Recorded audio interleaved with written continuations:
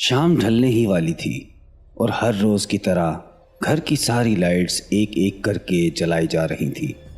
اس گھر میں اندھیرا رہنے دینا کسی غلطی سے کم نہیں تھا، کیونکہ پچھلے 3 سالوں سے ایک عجیب خوف ان کی زندگی کا حصہ بن چکا تھا۔ عائشہ بار بار اپنے چھوٹے بھائی حمزہ کو یاد دلا رہی تھی کہ گھر کی کوئی بھی لائٹ بند نہ رہ جائے، حتیٰ کہ کھڑکیاں اور دروازے بھی اچھی طرح بند کر دیے جائیں۔ لیکن ان کی ماں نسرین ہمیشہ کی طرح اندھیرے میں خاموش بیٹھی تھی، جیسے روشنی سے اسے کوئی خاص لگاؤ نہ ہو۔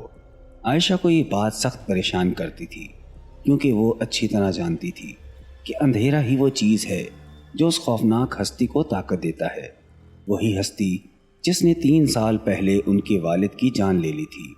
عائشہ کے لیے یہ سب صرف ایک ڈراؤنی کہانی نہیں، بلکہ زندہ رہنے کی جدوجہد تھی۔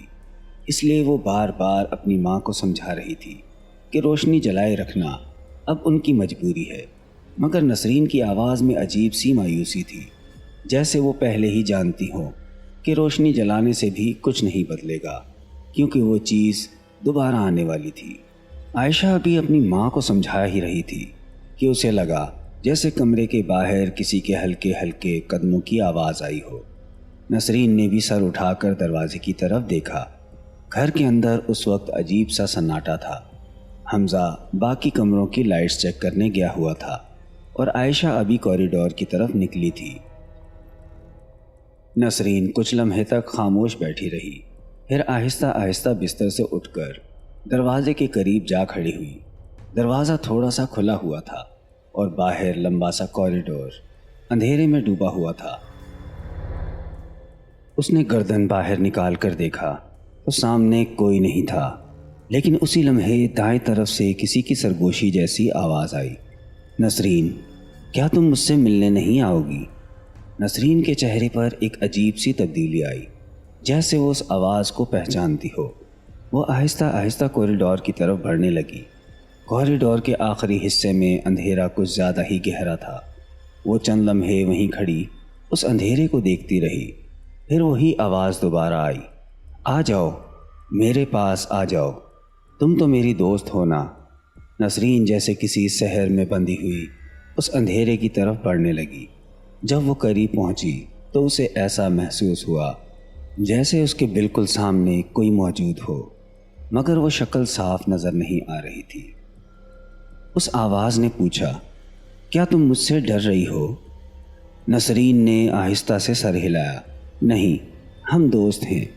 اگر ہم دوست ہیں تو تم میرے ساتھ کیوں نہیں رہتی؟ پہلے کی طرح ہمیشہ مجھے تمہارا انتظار کرنا پڑتا ہے۔ یہاں یہ دوسرے لوگ رہتے ہیں جو ہر وقت لائٹس جلا دیتے ہیں۔ مجھے روشنی اچھی نہیں لگتی، مجھے اکیلا رہنا اچھا نہیں لگتا۔ نسرین، تم تو جانتی ہو نا، مجھے تم سے باتیں کرنا پسند ہے۔ اسی وقت اچانک گھر کے اندر سے حمزہ کی زوردار چیخ سنائی دی۔ یہ چیخ سن کر عائشہ فوراً دوڑتی ہوئی کوریڈور میں آئی۔ اس نے دیکھا کہ نسرین اندھیرے میں کھڑی ہے۔ امی، آپ یہاں کیا کر رہی ہیں؟ ابھی کے ابھی کمرے میں آئیں۔ نسرین خاموشی سے واپس مڑ گئی اور کمرے میں چلی گئی، لیکن عائشہ فوراً حمزہ کے پاس پہنچ گئی۔ حمزہ کا چہرہ سفید پڑ چکا تھا اور وہ بری طرح کانپ رہا تھا۔ عائشہ نے پوچھا، کیا ہوا؟ کیوں چیخ رہے تھے؟ حمزہ نے مشکل سے سانس لیتے ہوئے کہا، آپی، کھڑکی دروازے بند کرنے کا کوئی فائدہ نہیں، وہ پھر آ گئی۔ عائشہ کے دل کی دھڑکن ایک لمحے کے لیے رک گئی۔ کیا مطلب؟ لائٹ اچانک بند ہو گئی، جیسے بلب فیوز ہو گیا ہو، اور جیسے ہی اندھیرا ہوا کسی نے میرا گلا پکڑ لیا، بہت زور سے۔ اگر میں نے ٹارچ نہ جلائی ہوتی تو شاید۔ عائشہ نے فوراً اسے گلے لگا لیا، کچھ نہیں ہوگا، میں ہوں نا۔ اس کے بعد وہ دونوں نسرین کے کمرے میں آ گئے تاکہ رات وہیں گزار سکے، لیکن عائشہ کے اندر غصہ بھی تھا اور خوف بھی۔ عائشہ نے کہا، امی، میں نے آپ کو کہا تھا نا کہ اندھیرے میں باہر مت جایا کریں، آپ کو اندازہ بھی ہے ہم کس خطرے میں رہتے ہیں۔ نسرین کی آنکھوں میں آنسو آ گئے۔ مجھے معاف کر دو بیٹا، میری وجہ سے تم لوگوں کو یہ سب جھیلنا پڑ رہا ہے۔ عائشہ نے فوراً کہا، اس میں آپ کی کوئی غلطی نہیں ہے، لیکن ہمیں احتیاط کرنی ہوگی، وہ چیز پہلے ہی ابو کو مار چکی ہے۔ میں نہیں چاہتی کہ آپ کو یا حمزہ کو کچھ ہو۔ کمرے میں چند لمحوں کے لیے خاموشی چھا گئی۔ پھر نسرین نے آہستہ سے کہا، وہ مجھے کچھ نہیں کرے گی۔ عائشہ اور حمزہ دونوں چونک گئے۔ کیا مطلب؟ نسرین نے سر جھکا لیا۔ اس سے خطرہ صرف تم دونوں کو ہے، اسی لیے تم دونوں کو یہ گھر چھوڑ دینا چاہیے۔ عائشہ تقریباً چیخ پڑی۔ نسرین نے کہا، ہاں، کل صبح ہی تم لوگ یہاں سے چلے جاؤ، میں یہاں رہ جاؤں گی۔ تم لوگ کسی پڑوسی کے گھر رہ لینا، میں تم سے ملنے آتی رہوں گی۔ عائشہ نے غصے میں کہا، یہ کیا بات ہوئی؟ ہم آپ کو اکیلا چھوڑ کر کیسے جا سکتے ہیں؟ نسرین نے دھیرے سے کہا، کیونکہ میں اسے جانتی ہوں۔ یہ سن کر عائشہ کا صبر ٹوٹ گیا۔ آپ اسے جانتی ہیں؟ وہ چیز جس نے ابو کو مار دیا وہ آج حمزہ کو مارنے والی تھی، اور آپ کہہ رہی ہیں کہ ہمیں جاننے کی ضرورت نہیں؟ نسرین کچھ دیر خاموش رہی، پھر اس نے آہستہ آہستہ ساری حقیقت بتانا شروع کی۔ اس نے بتایا کہ شادی کے کچھ عرصے بعد اسے جلد کا کینسر ہو گیا تھا۔ علاج بہت لمبا چلا اور دواؤں کے سائیڈ ایفیکٹ کی وجہ سے اسے ایک عجیب بیماری ہو گئی تھی۔ اس کی جلد روشنی برداشت نہیں کر سکتی تھی۔ تھوڑی دیر بھی روشنی میں رہتی تو جسم جلنے لگتا۔ ڈاکٹروں نے اسے 1.5 سال کے لیے ایک خاص سیف ہاؤس میں رہنے کا مشورہ دیا تھا، جہاں روشنی سے مکمل حفاظت ہو۔ وہیں اس کی ملاقات ایک لڑکی سے ہوئی۔ اس لڑکی کا نام تھا جینی۔ جینی پوری زندگی اسی سیف ہاؤس میں ہی رہی تھی۔ اس نے کبھی باہر کی دنیا نہیں دیکھی تھی۔ وہ اکیلی تھی، اس کا کوئی دوست نہیں تھا۔ لیکن جب نسرین وہاں گئی تو دونوں میں گہری دوستی ہو گئی۔ 1.5 سال بعد جب نسرین ٹھیک ہو کر گھر واپس آئی تو جینی بہت روئی، لیکن نسرین کے پاس جانے کے سوا کوئی راستہ نہیں تھا۔ کچھ عرصے بعد نسرین کو لگنے لگا کہ جینی اس کے گھر میں دکھائی دیتی ہے۔ پہلے اسے وہم لگا، مگر پھر ایک دن حقیقت سامنے آئی۔ جینی سیف ہاؤس سے بھاگ گئی تھی اور سورج کی روشنی نے اسے زندہ جلا دیا تھا۔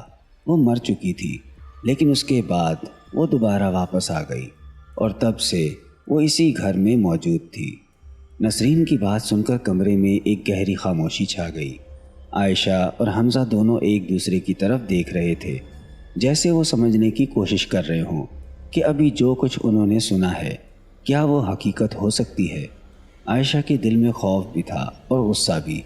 اسے یقین نہیں آ رہا تھا کہ وہ مخلوق جس نے ان کے والد کی جان لے لی دراصل ان کی ماں کی پرانی دوست تھی۔ عائشہ نے آہستہ مگر سخت لہجے میں کہا، امی، اگر وہ واقعی آپ کی دوست تھی تو پھر اس نے ابو کو کیوں مارا اور آج حمزہ کو کیوں مارنے کی کوشش کی؟ نسرین کے پاس اس سوال کا کوئی جواب نہیں تھا۔ اس کی آنکھوں سے خاموشی سے آنسو بہنے لگے۔ شاید وہ خود بھی اس حقیقت کو تسلیم نہیں کر پا رہی تھی کہ جس لڑکی کو وہ کبھی اپنا سب سے بہترین دوست سمجھتی تھی وہ اب ایک خوفناک سایہ بن چکی ہے۔ رات بہت مشکل سے گزری۔ عائشہ نے فیصلہ کیا کہ اب وہ صرف ڈر کر نہیں بیٹھے گی بلکہ اس راز کو پوری طرح سمجھنے کی کوشش کرے گی۔ اگلی صبح وہ جلدی اٹھ گئی اور حمزہ کو ساتھ لے کر اس جگہ جانے کا فیصلہ کیا جہاں نسرین نے اپنی بیماری کے دوران وقت گزارا تھا۔ وہ شہر کے ایک پرانے علاقے میں واقع ایک خاموش اور ویران عمارت تھی جسے لوگ ڈارک ہاؤس کہتے تھے۔ یہ وہ جگہ تھی جہاں ایسے مریضوں کو رکھا جاتا تھا جو روشنی برداشت نہیں کر سکتے تھے۔ عمارت کے اندر داخل ہوتے ہی عجیب سی خاموشی محسوس ہوتی تھی، جیسے یہاں وقت رک گیا ہو۔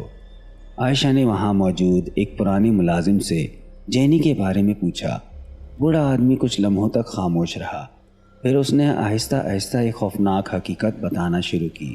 اس نے بتایا کہ جینی واقعی ایک عجیب لڑکی تھی۔ وہ بچپن سے ہی سورج کی روشنی برداشت نہیں کر سکتی تھی اور اسی وجہ سے اسے ہمیشہ اندھیرے میں رہنا پڑتا تھا۔ جب نسرین وہاں آئی تھی تو جینی پہلی بار کسی کے ساتھ اتنی گھل مل گئی تھی، لیکن جب نسرین ٹھیک ہو کر واپس چلی گئی تو جینی شدید تنہائی میں چلی گئی۔ اس نے کئی دنوں تک کسی سے بات نہیں کی۔ پھر ایک رات وہ اچانک ڈارک ہاؤس سے غائب ہو گئی۔ اگلی صبح اس کی جلی ہوئی لاش عمارت کے پیچھے میدان میں ملی تھی۔ سورج کی روشنی نے اس کا جسم بری طرح جلا دیا تھا۔ یہ سن کر عائشہ کے دل میں ایک عجیب سا خوف پیدا ہوا۔ اس نے فوراً پوچھا کہ جینی کو کہاں دفن کیا گیا تھا۔ بوڑھے ملازم نے عمارت کے پیچھے ایک چھوٹے سے قبرستان کی طرف اشارہ کر دیا۔ عائشہ اور حمزہ فوراً وہاں پہنچ گئے۔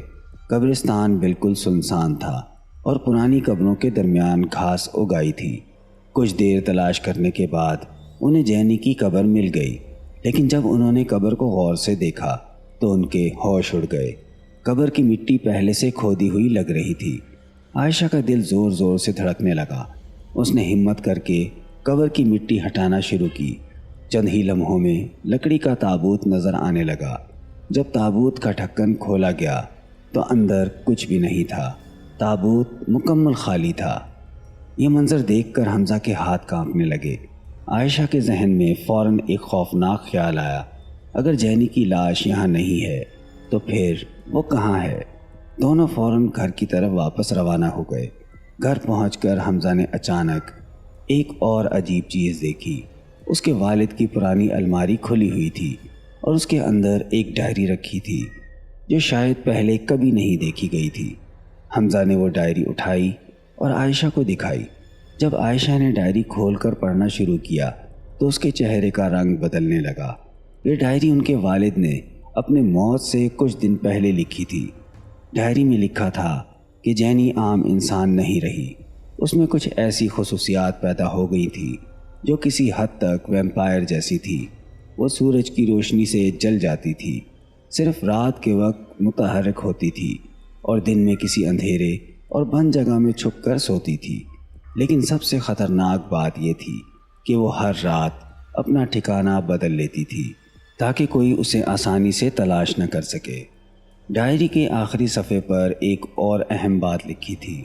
جینی کے قدموں کے نشانات عام روشنی میں نظر نہیں آتے، لیکن یووی لائٹ میں صاف دکھائی دیتے ہیں۔ یہ پڑھتے ہی عائشہ کے ذہن میں ایک منصوبہ آیا۔ اس نے فوراً گھر کی تمام کھڑکیاں اور دروازے بند کر دیے تاکہ سورج کی روشنی اندر نہ آئے اور پورا گھر اندھیرے میں ڈوب جائے۔ پھر اس نے ایک یووی ٹارچ لائٹ نکالی جو ان کے والد نے شاید اسی مقصد کے لیے رکھی تھی۔ جیسے ہی ٹارچ جلائی گئی، فرش پر عجیب سے چمکتے ہوئے نشانات ظاہر ہونے لگے۔ وہ کسی کے پاؤں کے نشانات تھے جو کمرے سے باہر کوریڈور کی طرف جا رہے تھے۔ عائشہ اور حمزہ آہستہ آہستہ ان نشانات کا پیچھا کرنے لگے۔ دونوں کے دل زور زور سے دھڑک رہے تھے۔ نشانات سیڑھیوں کی طرف گئے اور پھر نیچے کی طرف مڑ گئے۔ آخر کار وہ گھر کے ایک پرانے اسٹور روم کے دروازے کے سامنے جا رکے۔ دروازے کے آس پاس سب سے زیادہ نشانات نظر آ رہے تھے، جیسے کوئی بار بار یہاں آ کر رکا ہو۔ عائشہ نے حمزہ کی طرف دیکھا۔ دونوں سمجھ گئے کہ جس چیز کو وہ 3 سال سے ڈھونڈ رہے تھے وہ شاید اسی دروازے کے پیچھے موجود تھی۔ اسٹور روم کے دروازے کے سامنے کھڑے عائشہ اور حمزہ کی سانسیں تیز ہو چکی تھیں۔ کمرے کے اندر مکمل اندھیرا تھا اور ایسا لگ رہا تھا جیسے دروازے کے دوسری طرف کوئی خاموشی سے ان کا انتظار کر رہا ہو۔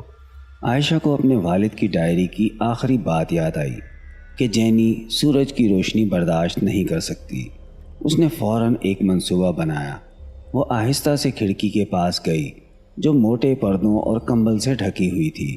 اس نے حمزہ کو دروازے کے پاس تیار رہنے کا اشارہ کیا۔ جیسے ہی عائشہ نے کمبل ہٹایا، تیز دھوپ کی روشنی کمرے میں پھیلنے لگی۔ اسی لمحے حمزہ نے اسٹور روم کا دروازہ کھول دیا۔ اندر ایک بڑا سا لکڑی کا باکس رکھا تھا جو ہلکا سا ہل رہا تھا، جیسے اس کے اندر کوئی موجود ہو۔ عائشہ اور حمزہ نے ہمت کر کے اس باکس کو گھسیٹ کر روشنی کی طرف لے جانا شروع کیا۔ جیسے ہی باکس مکمل طور پر دھوپ میں آیا، اندر سے ایک خوفناک چیخ گونجی۔ عائشہ نے کانپتے ہاتھوں سے باکس کا ڈھکن کھولا۔ اندر جینی تھی۔ اس کا چہرہ زرد اور آنکھیں سرخ تھیں۔ جیسے ہی سورج کی روشنی اس کے جسم پر پڑی، اس کی جلد جلنے لگی اور وہ زور زور سے چیخنے لگی۔ چند ہی لمحوں میں اس کا جسم راکھ میں بدلنے لگا اور وہ ہمیشہ کے لیے ختم ہو گئی۔ گھر میں چھایا ہوا 3 سال کا خوف ایک ہی لمحے میں ختم ہو گیا۔ لیکن جب سب کچھ ختم ہو گیا تو نسرین خاموشی سے اس راکھ کے پاس بیٹھ گئی اور آہستہ آہستہ رونے لگی، کیونکہ جینی کبھی صرف ایک خوفناک سایہ نہیں تھی، وہ کبھی اس کی سب سے قریبی دوست بھی تھی۔